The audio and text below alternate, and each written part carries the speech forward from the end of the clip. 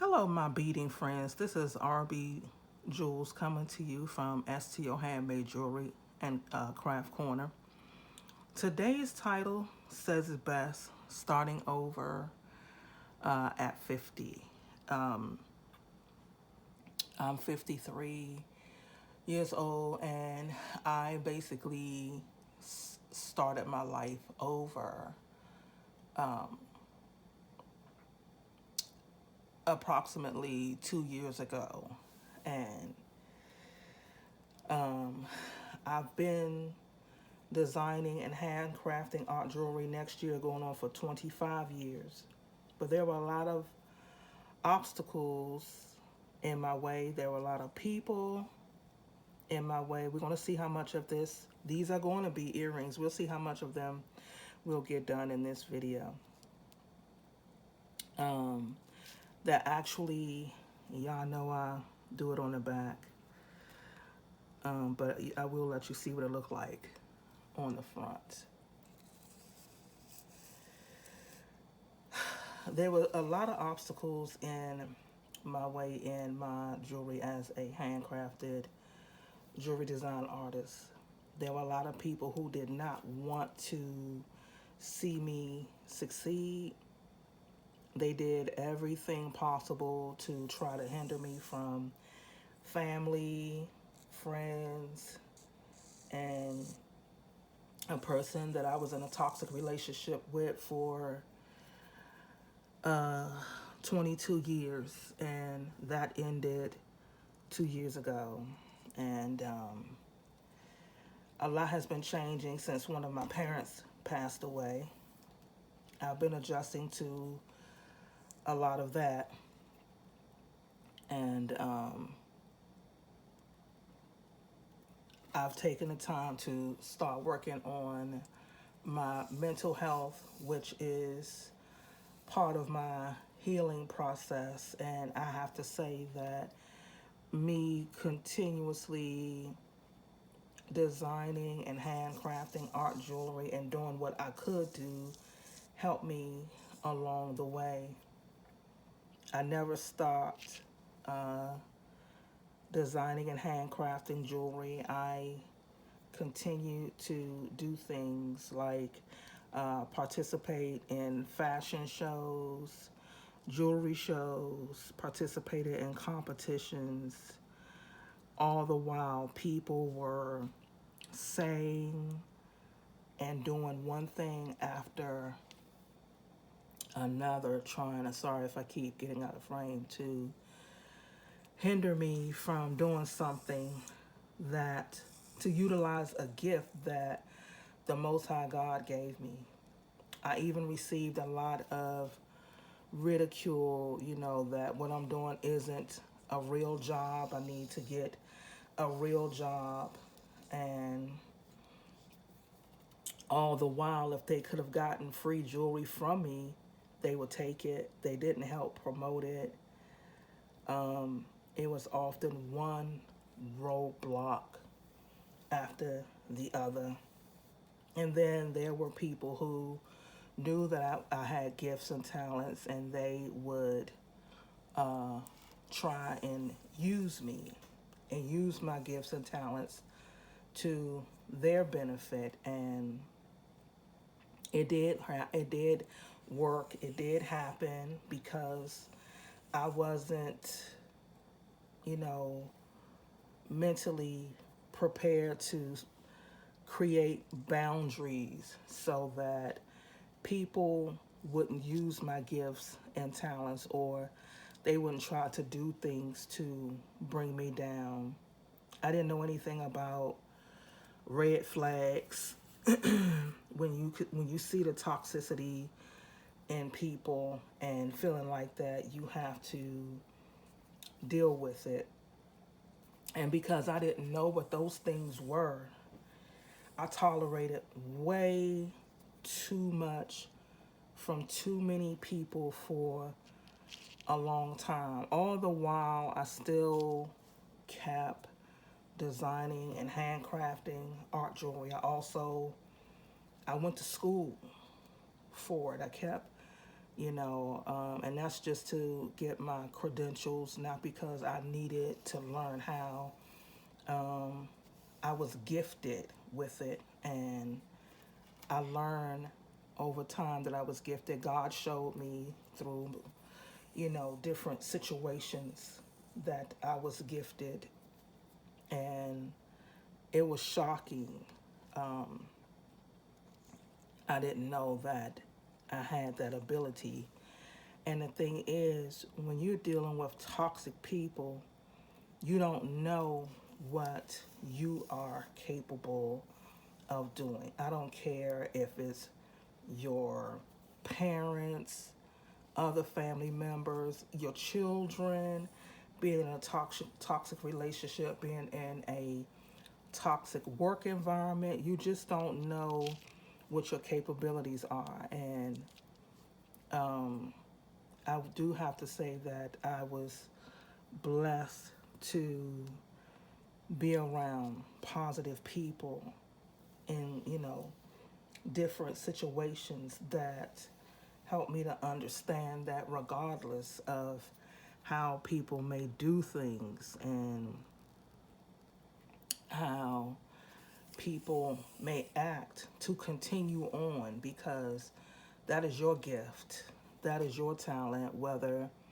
it's designing and handcrafting art jewelry, whether it's painting, building houses, whatever it is, whatever kind of art, drawing, sewing, making clothes, fiber arts, whatever it is that's, unconventional, that people don't understand that you have this gift, that you have this talent for a reason, and it belongs out in the world. And you are going to run across people who don't believe in you, who don't want to see you move forward because they're jealous. They are indeed jealous of your capabilities, of things that you can do.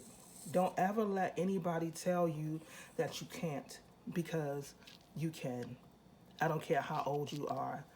If a little kid, when you were a little kid, those things weren't cultivated. And it's a reason why they weren't cultivated at that time, because, your fire would have been put out. And I experienced that too. Your fire gets put out. And because of jealousy and, you weird things get said to you. This is how it's looking, y'all. And I took a chance with these colors. This is completely out of my color base that I normally would work with, but I wanted to do something, and these are winter colors, believe it or not, with the snowflakes and things. So, but you get told that, you can't do it. And it's only because they didn't try to do it, or either they were told that they couldn't do it and they gave up. So what do? They come along in your life and they want to put your fire out. They want to tell you you can't, and it's a lie. It's an absolute lie. You know, um, everybody's gift and talent is different. It doesn't have to be the same. And if you want to know some of the things or do things like other people do, or do things like even like I'm doing, it takes practice. Even when you don't want to do it, even when you don't feel like you want to do it, it takes practice every day. I'm making jewelry every day or every other day. Do I take breaks? I do. I do take breaks.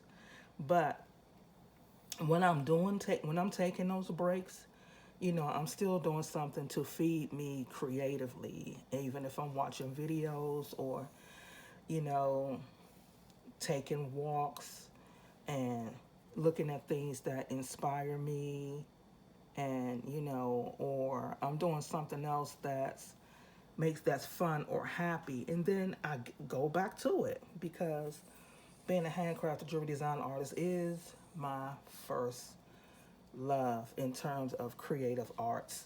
Um, And, I finally, was blessed to understand that bead embroidery, this is it. Do I know how to do other things? Yes, I do. I do. I know how to wire weave art jewelry. I know how to string. The only thing I really need to learn is how to solder jewelry. That's it. Solder jewelry. I went to school for it to become a graduate gemologist, and that was no cakewalk. Wasn't the work because I love what I was doing. It was the people that was around me who said awful things. I shouldn't do this because you're too pretty to do that. And you shouldn't do this because only weird, nerdy people do things like that. I mean, all kinds of things was said to me, um, and then on the other hand, I was supported not because it was believed that I could really do something with this type of education and talent. It was that it gave other people fuel to say things around their friends and make them look good and make them sound good. And I have to say, there was one dear person in my life who believed in me and asked me crucial questions like, if it was just you and your gift and talent and that you had and you were left alone, would you still do it? And without a shadow of a doubt, my answer was a resounding yes. I would do it. And I still was ridiculed, but I kept going. And I will share different things in videos of what I did in terms of actually keep going at the different levels in which that um, I was, staying motivated and what kept me motivated against all odds, because that's how it felt. It felt like it was against all odds. My kids, they were so for me even when they were little. Of course, they got tired of seeing me making jewelry. It was like, yeah, mom, blah, blah. You made another piece. And that's just because they grew up around it, you know. But they were always supportive of me. And, there were other people who were supportive of me. And I'm grateful for them because it is those things that kept me going when I didn't think I could, when I felt like just throwing in the towel. And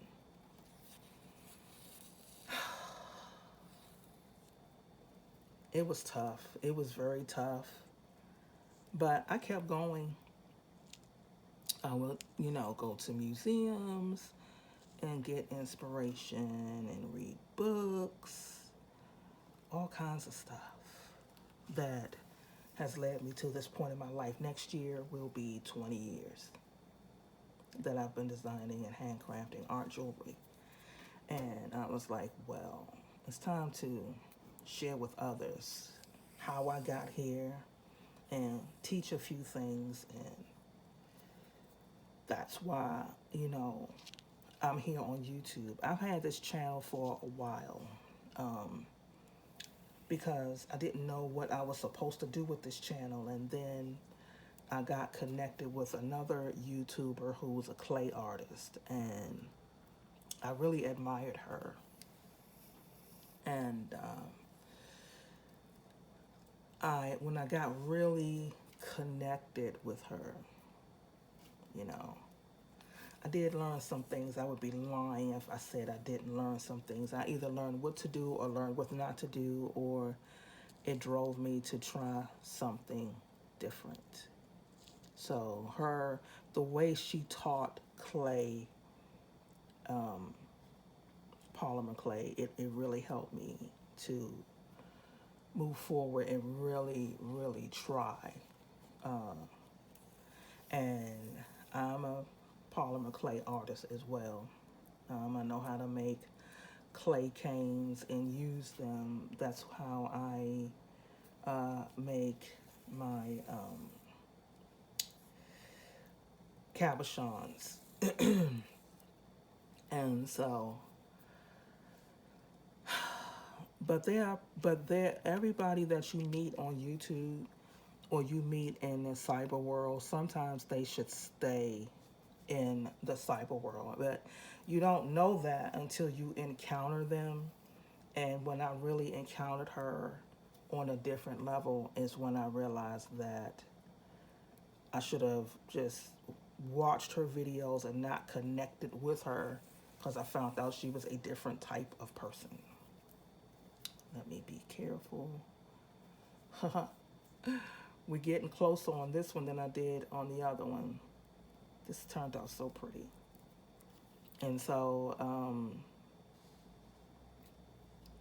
it was heartbreaking to understand that sometimes the people that you like and admire, and this isn't all people, so let me be clear about that.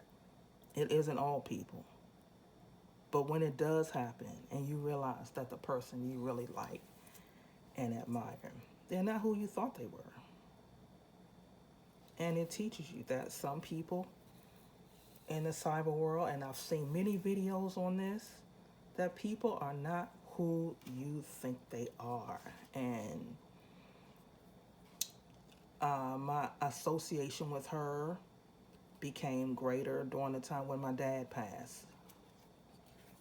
So, and I was dealing with a lot of issues that in me that I didn't know existed, and I will talk about them in subsequent videos because it is part of my healing journey and I'm not ashamed of it. And so I felt compelled to participate in polymer clay, adventures with her. And it didn't turn out nothing like I thought it was going to. It really did not. It really didn't. And I was drained, mentally and emotionally drained. And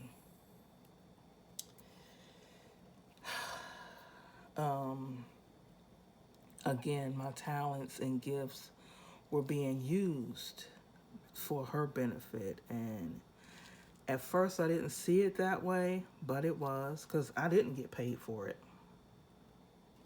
You know, there are times you want to be associated with people and you don't mind getting paid in materials, when you understand how to use those materials to help you as well.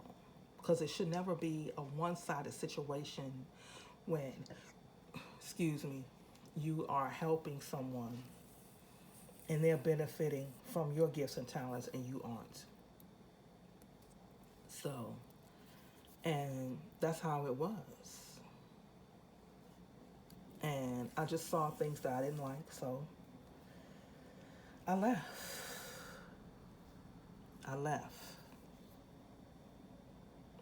And,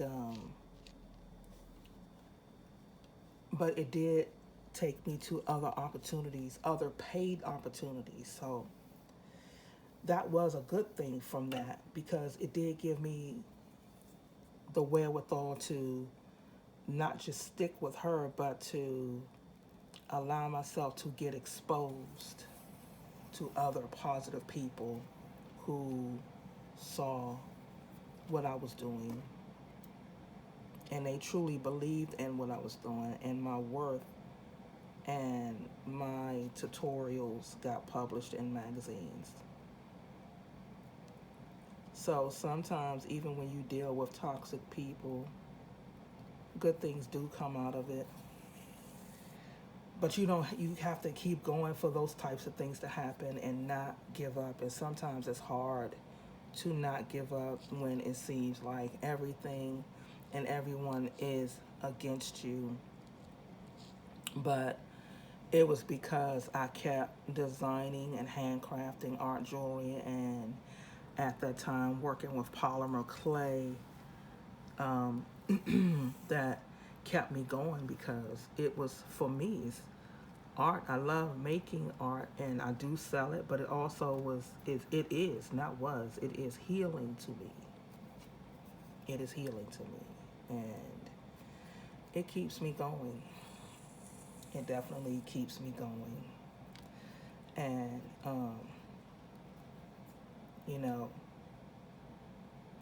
there are times where toxic people come into your life for a reason or season, and you don't know why. But they're there for a purpose. And once that purpose is served, God will remove them from your life. I've experienced that also, and I'll get into that in another video, because I don't want this video to be too long. But I just want to say, if you haven't gotten started in making jewelry or whatever your art is, whatever it is, you're never too old to get started. You're never too old to do something that you love. Doesn't mean that you have to quit your job, but it can be a part of the plan. And if eventually, if you want it to be the plan, plan your exit. Don't just jump and leave if that's not the kind of person you are. Plan your exit. Let it be a part of a plan. But for those of you who feel like, hey, I can go at this full throttle and I can do this, and you willing to take that high level of risk, do that too. However it works for you. But don't let anybody stop you from putting your art out into the world. I don't care who it is. And if you're around those people who are unsupportive, maybe they don't need to be there in your life if they're hindering what God has for you in your life. So, I just wanted to share that with you. Put your art into the world. You never know what you can do. And I would have never thought I could do this, and I would have never gotten here if I had stopped. If I had stopped, I wouldn't be making pieces that look like this. A lot of time, practice, and energy goes into work like this. And let your downtime be your positive time to do something good for you. Even if you have to go to the library, pack up a few things and go to the library and find a place of solitude and sit there for an hour or two, or sit somewhere, Starbucks or something, a positive atmosphere, to work on your craft. Find a art community online. If the community that we're building is not for you, find a community. But here you are safe to work on your jewelry. And I do have other videos about polymer clay on here if you want to check those out. You're safe here. No one's going to hinder you, say anything mean to you, any of those things. Because you're beautiful, you are enough, you are worth your value. The value that the Most High God through Christ gave you. You are worth it. Until next time, happy beating.